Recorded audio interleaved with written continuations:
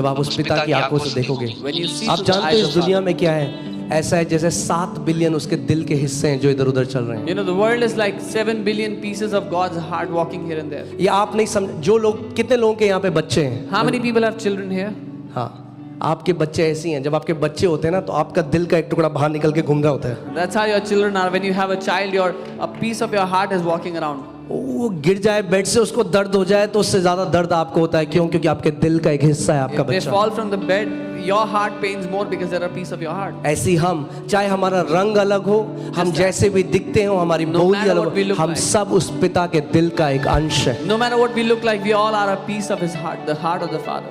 आमीन। और जब आप उसके पिता के हृदय से देखोगे And लोगों when को, you see them through the heart तो of the वैसे Father, नहीं देखोगे जैसे मीडिया ने हमें बताया है, not the way media has shown us, जैसे हमने कहानियां सुनी the है। way we've heard stories. आप उनको वो लोग देखोगे जिनके लिए यीशु ने अपने लहू को बहाया है। But you will see them as people that Jesus shed His blood for.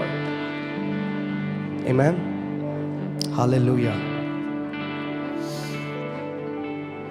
ये था पीस ऑफरिंग। आमीन, हालेलुया। चौथा है द सिन ऑफरिंग, पाप बलि, और ये रिप्रेजेंट करता है the removal of sin nature.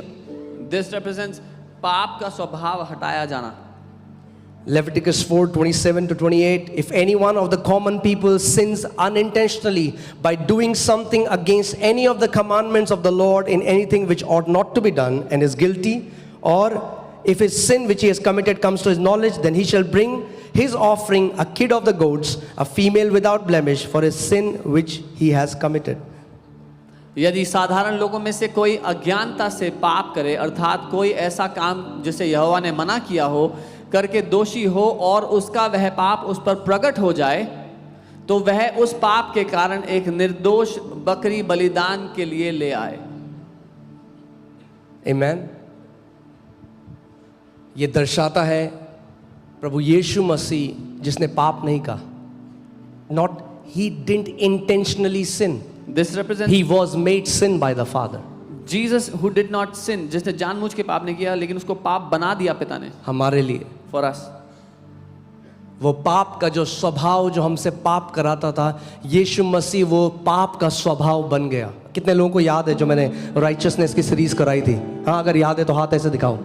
The sin nature that made us sin, Jesus became that sin nature for us. आमीन, हालेलुया। चलिए, मेहनत व्यर्थ नहीं जा रही है। आमीन।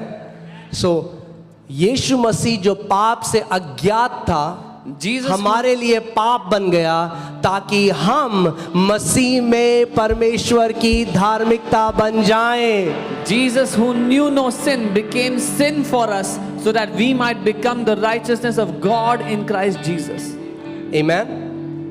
हर एक मनुष्य जो मसीह के बाहर है वो नेचर से पाप कर रहा है, मगर आप और मैं, परमेश्वर ने हमारा सिन नेचर हटा दिया है, हमें एक नया नेचर दिया है जो परमेश्वर का नेचर है, जिसको धार्मिकता कहा जाता है। Each one who is outside Christ is sinning by nature, but we who are in Christ, God has given to us a new nature, the nature of righteousness.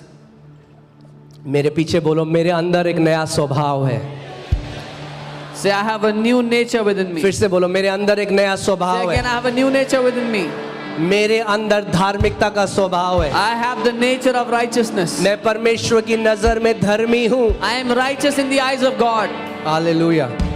अभी हम लोग, अगर आपको नहीं पता, कितने लोग सुबह ज्वाइन कर रहे हैं जो हमारा बुक ऑफ एफिशियंस हम कर रहे हैं? जो नहीं कर रहे ज्वाइन करो। How many people are joining the morning Ephesians study?